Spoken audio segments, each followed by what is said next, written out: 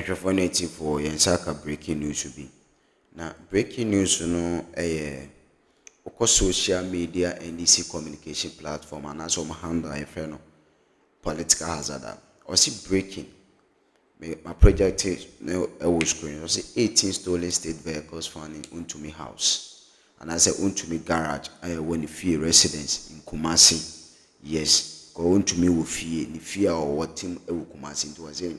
I want to cooperation into national security allege. They say Oshima political hazard and natural. Most so say Ghana today and a report here. Into me project a script on screen so if you Wuntomi since scandals are APP related to Wuntomi no ebusuan modwene ho anyere won't you say because Wuntomi being a chairman for NDC no sorry MPP no were involving in a lot of scandals out him say Cocoa Rose or G Skebi ni nyina wanyere adwuma no enti breaking news later say Wuntomi a oti Kumasi Ashanti region fie ewu Kumasi Ashanti region maybe o te cooperation no national security allege say 18 stolen vehicles in the garage Kumasi baby our tenant my project no Kesi pa screen so you could tie scandals Wuntomi involved in it we measure. Most people who they like, they paid. They paid huge amount, huge sums. They committed. In fact, it was like as if they were emptying the account. Okay. So when the NDC has assumed power properly, on the 8th of January, that's a day after President Mahama was sworn in. On the 8th of January, my understanding is that Wuntomi was paid 55 million cedis by a certain Ray Ankara, who was then at the time sitting at Cocoa Board as his deputy CEO. 55 million cedis that they paid him. 8th January, when the directive was pause all actions, all further acts. He got 55 million cedis. Wow. He transferred that money, was paid to his, his construction company that was reportedly involved in constructing cocoa roads. Cocoa roads. Wuntomi no construction company. Yes. So that was involved in cocoa roads. Now, when that money was paid to him, so the amount actually is 50 million. 50 million. 871,811 cedis, 52 pesos. That was paid to Wuntomi. That's specific into his account. Into the account of the company, the construction company. That's Hallmark Civil Engineering. Okay. That belongs to him. Wuntomi. Yes. Now, he withdrew $11 million in cash. He used it to buy 365-day government securities. So he took out $11 million. So the payment was made on 8th January. But the date I'm not so sure of. But on record, he took out 11 million cedis out of that amount that was paid to Hallmark Civil Engineering. And that 11 million cedis was used to buy 365-day government securities. So they float treasury bills, 365 days. They float that 365 days a year. So he used 11 million cedis to buy that one. Then also 39 million Ghana cedis. He also used 39 million Ghana cedis and he transferred 39 million Ghana cedis to an insurance company he owns called Paradise Insurance Company. Sir. So they are not freezing his personal account. If your expenses account is the same as the account of Hallmark Civil Engineering and Paradise, then you have a problem. Has nothing to do. Nobody has frozen Wuntomi's personal account. So there's no way he could have said that. No. It's trying to cut. Yes. No, it's not true. They say all kind of things. It's not true. And they would, they always become very economical with the truth. Yeah. And so the indication is that me she Yeah. and I tata me and I freezing me accounts. Yes, It mean to me my school fees, mean to indi. But you see, there's a reason. National security nipa we be egu Akroma ha say. Yenchesi obia. Yeah. Even people, when we mention people that you and I, ye ni suno, ye fees anka abayen tata omuno. Wuntomi cry and connoisseur, yamboni di. Yamboni do. Sankofoni nya any namho. Why Wuntomi? Have you ever asked that? Why ono said then or ye illegal mining? And Intiana. The other issues. Yeah, more to that. The other issues. Ebini. A day after a new government has taken over, there was it's not even just that. There was a communique that hold on to every payment. Directive from the chief of staff. Hold on to any payment. Because you are an MPP and then you see that, Wontumi Skabi Wahasi, you decide to pay such huge sums of money to Wontumi. Where you see, bra. Never answer questions, sir. Or say, Ghana for moon sorry. Yes, sorry, I'm going. Where are we going? Yes, sorry, I'm going. Then you see all these people shouting that they've carried guns, went to Wuntomi's house. Why? Who is Wontumi? Or why is he above the law? Is Wontumi above the law? You should answer. I don't even get it. Me, small advice to everybody. It's the Ghana for moon sorry. Ghana for moon sorry. If you like, sorry. If you like, sit down. But I want you to just wait. Give it some time. You will hear. Now, this one involves $50 million. 50 million cities. There are many other payments. There are many. That's Cocoa Board. That's Cocoa Board. And all the government is trying to do is they want to be sure that what you are being paid for is for work done. Because the contract has already been awarded by a government agency. They cannot go and say that the contract was not, except they have full and proper evidence that what was done wrongly. But if they don't, they awarded him a contract. Did he do the job? If he did the job, did he do it well before he's being paid? If he was paid for work done, I'm sure the government will say, hands off, leave him. There's no evidence we can bring against him on this issue. So if you're trying to do all those things and do some checks, maybe there are other issues. Remember, there's also the contaminating thing. That's still hanging. Okay, so exactly what is he being called for? And I think that's the question that we should be asking those who are calling him for investigation. But at any point in time, investigators can decide that at this point, I do not want to provide information to the public. All I am asking is that he comes and assist me with investigation. And because he's refusing to do so, I have to find a way of getting him to provide the answers I need. Okay, so they can decide at any point in time what they want to put out and what they don't want to put out. Because if I decide to put out everything at some point, I am giving the person a lead. The person can prepare and make it difficult for me to succeed in my investigation. But I think the only thing is this. These people are prepared for this kind of things. They know what they have done. And clearly from listening to them, they know. And they have people, in fact, Paul Adumochi has a list, which it keeps going back to. It's one of the interesting signposts. You go back to him, he will tell you exactly who has a problem. It is not a list that was given by the NDC. It is their own list, knowing who could be targeted based on what they did. So they expect it. So they are waiting for it. So for those of you who are handling these investigations, they need it. See, this Ghana for Moon, they are hoping to use this kind of, to animate their base and really a party that is struggling to even connect one to one. Kennedy Japan and Baumia are fighting. Everybody wants to be president. So at this point, even before they could even mend the fences, they are in a presidential election mode. So this party is at risk of cracking up big time.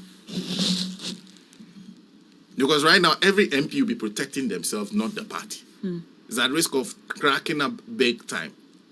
So they need all these things to use it to rally the grassroots, animate them. A reason for them to continue to rally behind the NPP and everything. So the thing is this. I think that be a bit more tidy and do it nicely. Just do it nicely. You don't need to fight. No giddy. But why? All these people. Some of them, you know where to find them. You know, if you know exactly where to find them. To find them, pick them up nicely. Nobody will hear about it. The next time he is coming out, he himself will be calculating. Should I come and talk about this? Or should I move? Or should I just keep quiet? Nobody has heard or something. So, anyway. I get your advice. But you see, it gets to me when I see people shout that they have carried guns to somebody's house. Somebody who was operating an illegal business.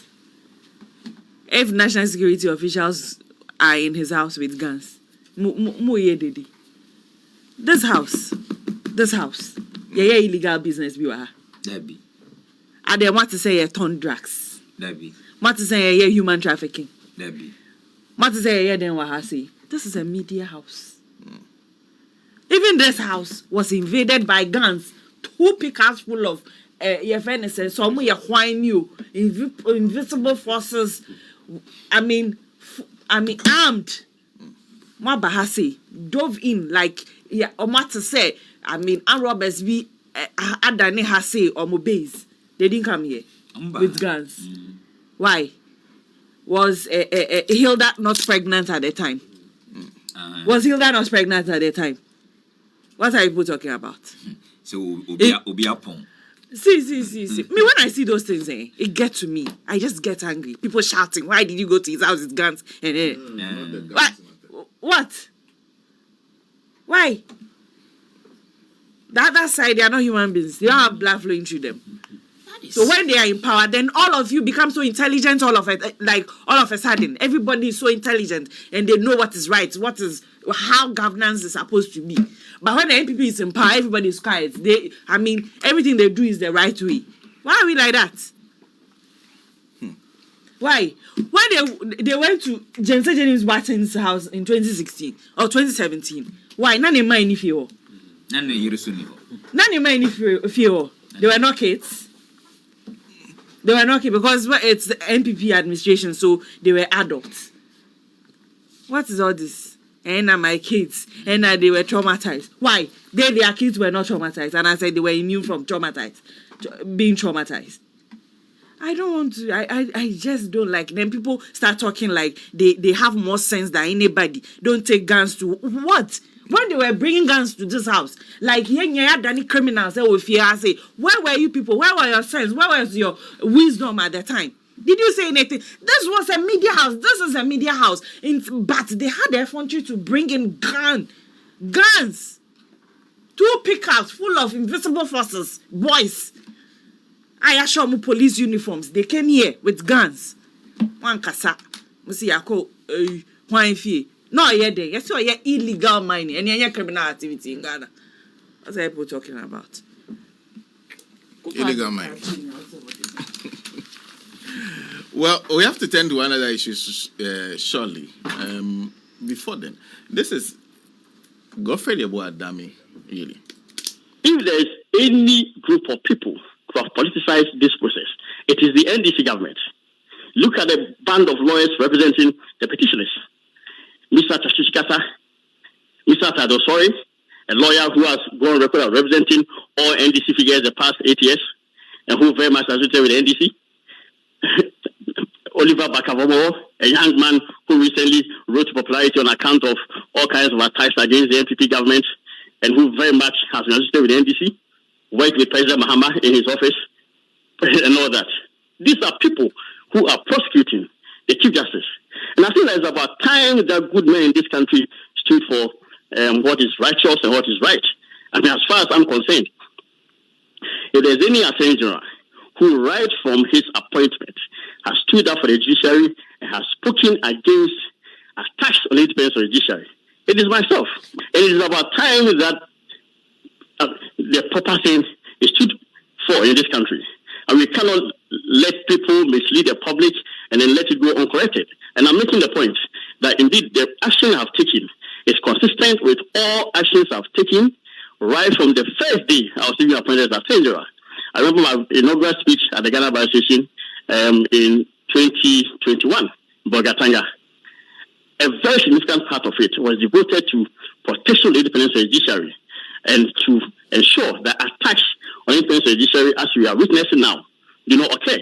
So indeed, what I'm doing now is very much in tune and consistent with all I've stood for. It's not about that's a token at all. It is about ensuring that this unwarranted attack on the independence of the judiciary is fought off. Yeah, I mean, I construe all that has been happening as a very calculated effort on the part of the NDC government to attack the independence of the judiciary and shape it in the manner that they desire. The process has been riddled with a lot of unconstitutionality.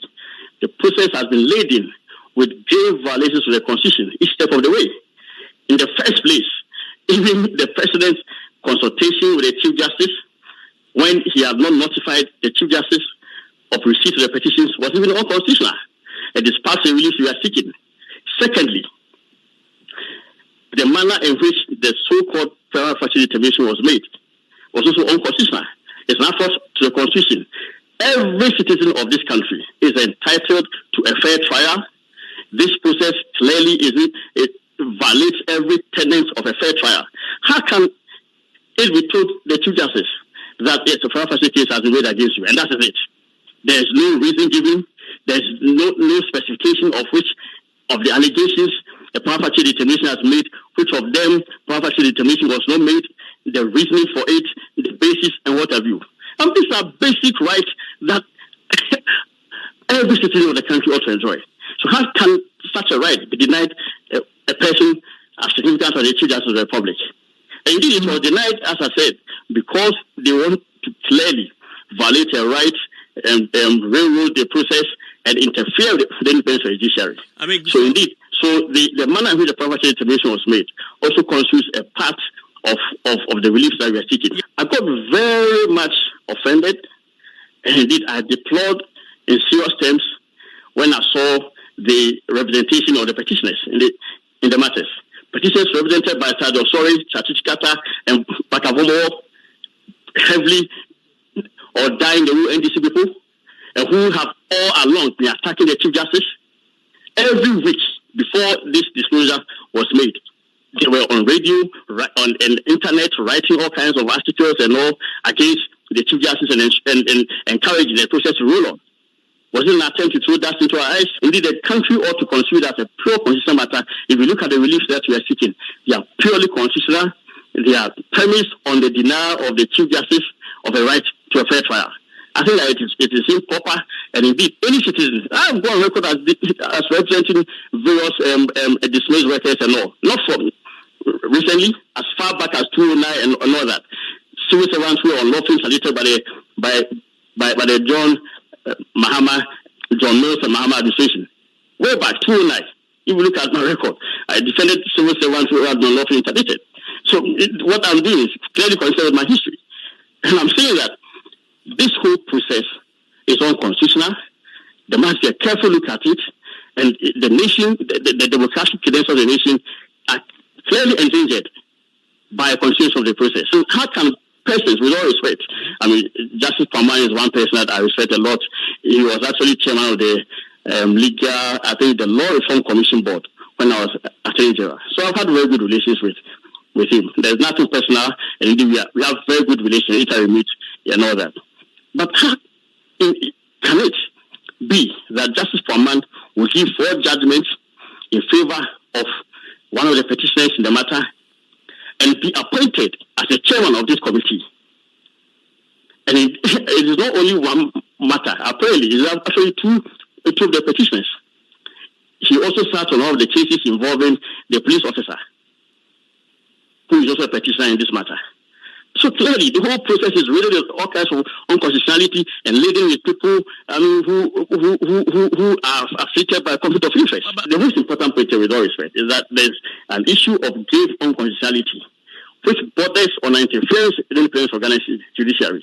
The whole nation, the whole international community, and whatever should be concerned about how Ghana, a nation with strong democratic credentials, all of a sudden stand the risk of having those credentials eroded on account of an unbridled desire to remove the Chief Justice unlawfully from office. Everything I am doing in this country now is very much consistent with all I have done all my life, as well as all that I did in the course of my tenure as a tenure. And indeed, if you take a careful look at all my speeches since I was made a tenure on 1st March 2021, there was never any occasion on which I made a major public speech without addressing the question of the independence of the judiciary. The persons who are protecting their interests in this matter, we all know. The president and all the members. I mean, if there's a clear case of conflict of interest, I would think that it's been pointed out on arrest of summons. The fact that the person who has given judgment in respect of two of the petitioners now all of a sudden finds himself adjudicating as the chairman of a committee that has been set up to probe the Chief Justice. That is the clear case of conflict of interest, and not the fact that the former Attorney General is relevant to the Chief Justice. Well, remember we've discussed this. The matter of Godfrey Abu Adami representing CJ Tokono and the optics. We talked about Godfrey's recent history and how he was basically discredited over time. And there were people, the feeling was that,